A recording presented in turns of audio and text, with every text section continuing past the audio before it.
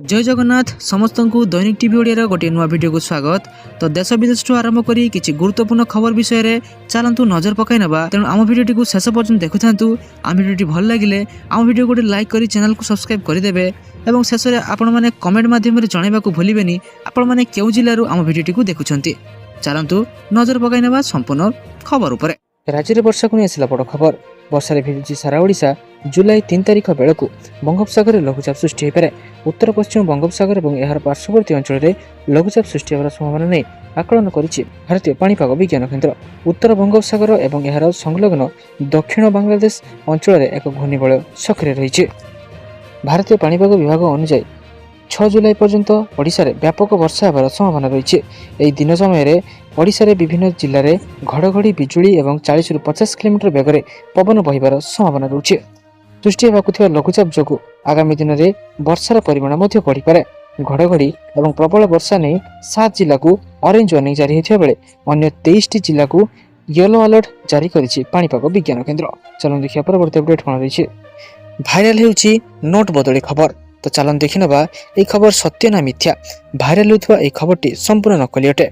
सरकारी संस्था press information bureau BIP ए viral poster fact check करी सत्य सामना को आनी। PIB पक्षरु एक्स अकाउंट रे कहाଯାଇଛି जे बैंक ऑफ महाराष्ट्र नारे शेयर कर नोटिस संपूर्ण भूल। बैंक ऑफ महाराष्ट्र एभली कौन नोटिस जारी करी नहीं। RBI मध्ये स्पष्ट करिछि जे 2025 पूर्व प्रिंट होइथिबा समस्त नोट बाजार रे संपूर्ण वैध रहिबो एवं एहाकु बैन करा जाउ नहीं। सरकार जनसाधारण मानकु अपील करिसेंति जे सोशल मीडिया रे व्यापुथबा एभली गुजब प्रति सतर्क रहंतु एवं केवल सरकारी बा आधिकारिक सूत्रରୁ मिलित सूचना उपर ही भरोसा करंतु। आपनक पाखरे थिबा 10, 20, 50 किंबा 100 टंकार पुराना नोट बंद हेउ नहीं। आपण एहाकु बिना कोनसी द्विधारे व्यवहार मध्य करिपरिबे। चलो देखिए परवर्ती अपडेट कौन रही। सेपटे रबी धान किणा को नहीं बड़ खबर। मंत्री को सूचना अनुसार नुआपड़ा बालेश्वर समेत आउ 3टी जिले में मंडी में एवं धान पड़ी रही। चाषी जमी कौन असुविधार सम्मुखीन न हेबे से धान किणा उपाय समय को जुलाई 3 तारिख जाए बढ़ा जाए।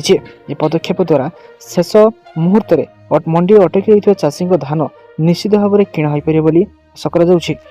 मंत्री आहरी कहते जे चलित वर्ष रबी ऋतु में एपर्यंत 3,36,052 जन कृषकों 18,79,919 मेट्रिक टन धान सुरखुरी किणा सरी। चलित वर्ष सरकार 20 लाख मेट्रिक टन धान संग्रह लक्ष्य धार्य करथिले। आगामी 3 दिन मध्य यह लक्ष्य संपूर्ण भाव पूर्ण हो बोली मंत्री आशा प्रकट करिसेंति। यह राज्यर खाद्य सुरक्षा दिगरे एक गुरुत्वपूर्ण सफलता बोली कह पारे। चलो देखिए परवर्ती अपडेट कौन रही। राशन को नहीं आसला बड़ खबर। देश सबुठार गरीब परिवार गुड़िक मिलुवा राशन व्यवस्था केंद्र सरकार एक बड़ परिवर्तन करने। एपर्यंत अंत्योदय अन्न योजना AAY अधीन प्रति परिवार आधार में राशन बंटन कर सरकार यह बदल प्रति व्यक्ति आधार करने को प्रस्तुति चलाई। नवा प्रस्ताव अनुसार अंत्योदय परिवार प्रत्येक सदस्य को प्रति मासरे 7 किलो शस्य मिल। तेज जेकोसी परिवार मोट राशन सर्वाधिक सीमा प्रति मासरे 35 किलोग्राम ही रहिबो। सरकार दाबी अनुसार यह द्वारा राशन बंटन में असमानता दूर हो एवं आवश्यक करुवा लोकों पाखे अधिक न्यायसंगत भाव शस्य पहुंची पार। भारतर सार्वजनीन वितरण प्रणाली PDS विश्वर सबुठारु बड़ खाद्य सुरक्षा योजना गुड़िक मध्य एक। जातीय खाद्य सुरक्षा अधिनियम NFSA अधीन देशर प्राय 80 कोटी लोकों मागणा किंबा अत्यंत सस्ता दर राशन जगाई दि जाउछि। ए दुईटी प्रमुख श्रेणी होइछि प्राथमिकता प्राप्त परिवार बा PHS एवं अंत्योदय योजना AAY। चलो देखिए परवर्ती अपडेट कौन रही। बैंक अकाउंट को सीधे जीव 50,000 टंका पर्यंत सब्सिडी टंका। सरकार घोषणा है नुआ EV गाइडलाइन। चलो देखना संपूर्ण अपडेट कौन रही। सरकार प्रदूषण कमाइबा और इलेक्ट्रिक जान EV को प्रोत्साहित करने नुआ EV पॉलिसी 2026-30 चिठा जारी कर। पॉलिसी अधीन इलेक्ट्रिक 2 चकिया जान किणुवा ग्राहक मान प्रथम वर्ष 30,000 टंका और 3 चकिया जान किणुवा ग्राहकों को 50,000 टंका सब्सिडी मिल। BSIB 4 चकिया जानर मालिक मानक गाड़ी स्क्रैप भांगा बदल में 1 लाख टंकार स्क्रैपिंग इनसेंटिव राशि दिज्व। यह नीति अनुसार जनवरी 2027 केवल इलेक्ट्रिक ऑटो ही पंजीकृत एवं एप्रिल 2028 केवल नुआ इलेक्ट्रिक 2 चकिया जान रजिस्ट्रेशन कर। दिल्ली वायु गुणवत्ता सुधारिबा एवं जानवाहन प्रदूषण कमाइबा दिगरे यह पॉलिसी एक बड़ पदक्षेप अटे। सरकार लक्ष्य होउछि नुआ गाड़ी गुड़िक मध्य EV संशोधन करने वृद्धि करने और पुराना प्रदूषणकारी गाड़ी गुड़ी को पर्यायक्रमे हटाई देबा।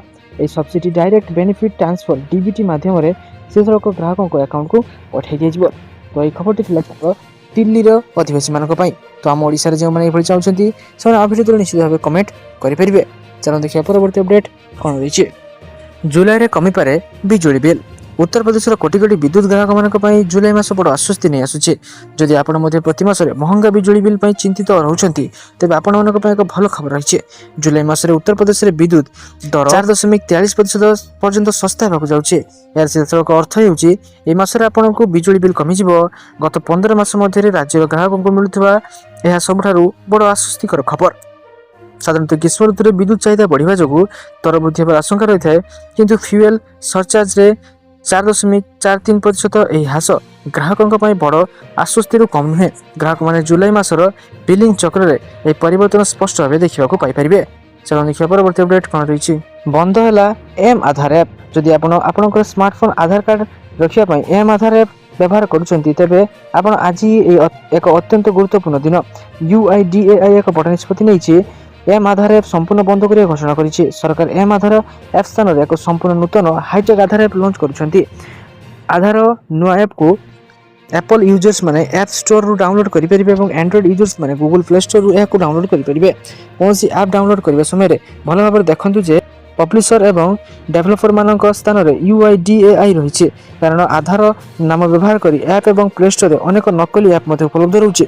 ନୂତନ ଆପ୍ରେ ଅନେକ ନୂଆ ଫିଚର୍ସ ରହୁଛି ଯାହା ଏହାକୁ ପୂର୍ବ ଅପେକ୍ଷା ଅଧିକ ଉନ୍ନତ ଏବଂ ସୁରକ୍ଷିତ କରିଥାଏ।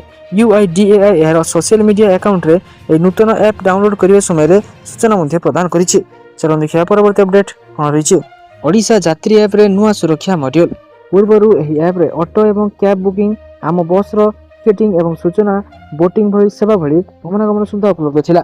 ଏବେ ଏଥିରେ ବ୍ୟକ୍ତିଗତ ସୁରକ୍ଷା ବ୍ୟବସ୍ଥା ଯୋଡ଼ାଯାଇଛି, ଫଳରେ ସାଧାରଣ ଲୋକ ଏକାଧାରରେ ଯାତ୍ରା ଏବଂ ସୁରକ୍ଷା ସେବା ପାଇପାରିବେ। ସୁରକ୍ଷା ମଡ୍ୟୁଲ ଓଡ଼ିଆ ଏବଂ ଇଂରାଜୀ ଭାଷାରେ ଉପଲବ୍ଧ ରହିବ। ନୂଆ ସୁରକ୍ଷା ମଡ୍ୟୁଲକୁ ଓଡ଼ିଶା ପୋଲିସ ଏବଂ ଜରୁରୀକାଳୀନ ସେବା 112 ସହ ସଂଯୋଗ କରାଯାଇଛି। ଜରୁରୀ ପରିସ୍ଥିତିରେ ଏହି ଟ୍ୟାପ୍ରେ SOS ପଠାଇ ଉପଭୋକ୍ତା ନିଜର ଲାଇଭ୍ ଲୋକେସନ୍ ପଲିସି ଏବଂ ପରିବାର ସଦସ୍ୟଙ୍କ ପାଖକୁ ଉଠାଇ ପାରିବେ। ଏହାଦ୍ୱାରା ତୁରନ୍ତ ପ୍ରଶାସନିକ ସହାୟତା ମିଳିବା ସମ୍ଭବ ହୋଇପାରିବ। କେବଳ ତାହା ନୁହେଁ, ମୋବାଇଲ ସ୍କ୍ରିନିଂ ବ୍ୟବହାର କରିବା ସମ୍ଭବ ନହେଲେ ମଧ୍ୟ ସହାୟତା ମାଗି ହେବ। ଆଣ୍ଡ୍ରଏଡ୍ ଫୋନ୍କୁ ହଲାଇ କିମ୍ବା ଆଇଫୋନ୍ର ପଛପଟକୁ ଟ୍ୟାପ୍ କରି ଜେସ୍ଚର ଟ୍ରିଗର୍ଡ SOC ସକ୍ରିୟ କରାଯାଇପାରିବ। ଏହା ସହ ରହିଛି royal time location sharing, emergency siren ଏବଂ ଆମ୍ବିଏଣ୍ଟିଂ ଅଡିଓ ରେକର୍ଡିଂ ଭଳି ଅତ୍ୟାଧୁନିକ ବ୍ୟବସ୍ଥା ମଧ୍ୟ ରଖାଯାଉଛି। ଚାଲନ୍ତୁ ଦେଖିବା ପରବର୍ତ୍ତୀ ଅପଡେଟ୍ କ'ଣ ରହିଛି। ପାକିସ୍ତାନର ନୁହେଁ POK, ଆସିଲା ବଡ଼ ଖବର। ପାକ୍ ଅଧିକୃତ କାଶ୍ମୀର POKର ଲୋକଙ୍କ ବିଦ୍ରୋହ ତୀବ୍ର ଭାବରେ ସାମ୍ନାକୁ ଆସିଛି। ପାକିସ୍ତାନ ସେନା ମୁଖ୍ୟଙ୍କୁ ଭୟ କରିବା ଅପେକ୍ଷା ସେମାନେ ଖୋଲାଖୋଲି କହିଛନ୍ତି ଯେ କାଶ୍ମୀର ପାକିସ୍ତାନର ଅଂଶ ନୁହେଁ। POKରେ ରାୱଲକୋଟରେ ପାକିସ୍ତାନ ସରକାର ଏବଂ ସେନା ବିରୋଧରେ ଚାଲିଥିବା ପ୍ରତିବାଦର ଏକ ନୂଆ ଭିଡିଓରେ ଏହା ଦେଖିବାକୁ ମିଳିଛି। POKରେ କୌଣସି ଏକଛତ୍ରବାଦ ସେନା ମୁଖ୍ୟ ଅସୀମ ମୁନିରଙ୍କୁ ସହ୍ୟ କରାଯିବ ନାହିଁ ବୋଲି ସେମାନେ ସୂଚନା ଦେଇଛନ୍ତି। ଏହି ଭିଡିଓରେ POKରେ ଜଣେ କାଶ୍ମୀରୀ ପାକିସ୍ତାନୀ ସେନାକୁ ସ୍ପଷ୍ଟ ଭାବେ କହୁଛନ୍ତି ଯେ ଯଦି ସେମାନଙ୍କର ଅତ୍ୟାଚାର ବନ୍ଦ ନ ହୁଏ ତେବେ ସେମାନେ ଅନ୍ୟ ଏକ ଉପାୟ ଖୋଜିବେ। ଏହା ପରୋକ୍ଷରେ ଇଙ୍ଗିତ କରିଛି ଯେ ସେମାନେ ଭାରତର ସମର୍ଥନ ଲୋଡ଼ିବେ। ବିଦ୍ରୋହୀ କାଶ୍ମୀରଙ୍କ ଏହି ଭିଡିଓ ଏପରି ଏକ ଉଭୟ ସମୟରେ ସାମ୍ନାକୁ ଆସିଛି ଯେତେବେଳେ POKରେ ପାକିସ୍ତାନ ବିରୋଧରେ ପ୍ରତିବାଦ ଦିନକୁ ଦିନ ତୀବ୍ର ଭାବରେ ହେବାରେ ଲାଗିଛି। ଚାଲନ୍ତୁ ଦେଖିବା ପରବର୍ତ୍ତୀ ଅପଡେଟ୍ କ'ଣ ରହିଛି। ରେଳବାଇରେ ବଡ଼ ଚାକିରି ସୁଯୋଗ। ରେଳବାଇ ଟେକ୍ନିସିଆନ୍ ହେବାର ଏକ ବଡ଼ ସୁବର୍ଣ୍ଣ ସୁଯୋଗ ଆସିଯାଇଛି। ରେଳବାଇ ନିଯୁକ୍ତି ବୋର୍ଡ 6565 ଟେକ୍ନିସିଆନ୍ ପଦବୀ ପାଇଁ ନିଯୁକ୍ତି ବିଜ୍ଞପ୍ତି ଜାରି କରିଛି।